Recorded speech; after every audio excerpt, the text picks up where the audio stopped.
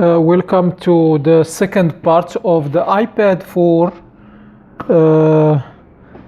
screen replacement. Actually, I was working on this iPad on the part 1 and the video stopped for some reason. So now I'm back to finish the second part. So if you didn't watch the first part, please go and watch the first part, and after that you can watch this part. Where I left in the first part, I was putting the adhesive around the corners, around the edges here. So I put the red adhesive as you see here, and I end up by by put one strip here. So what I did now, I put another strip here and another strip here in the back and another one here. This adhesive will help the digitizer to stick and to glue it back to the frame. So after that, what I did, I connect the digitizer cable here. Just watch the first part on the video and you will understand what's going on here. So I put the digitizer cable. After that, I connect the LCD cable. All right, and now I'm just gonna put the LCD back as you see, and I will put the screws. We have 4 screws holding the screen in the corners.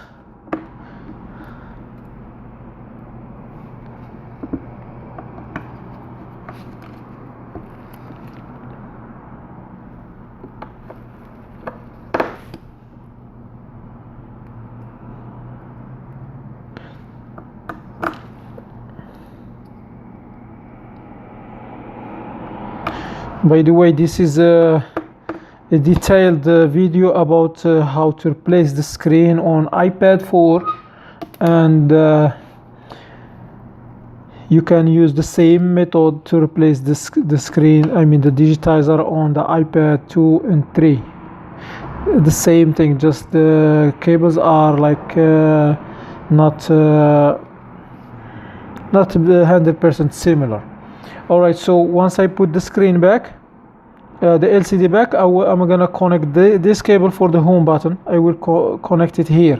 Usually the screen for the digitizer for the iPad 3 and iPad 4 are the same.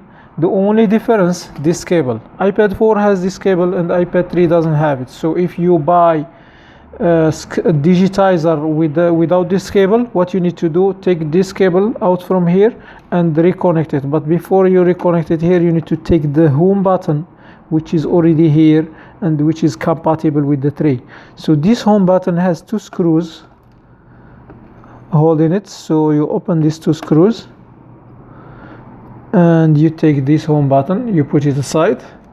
And what I'm gonna do now, I will connect this one instead with the same screws.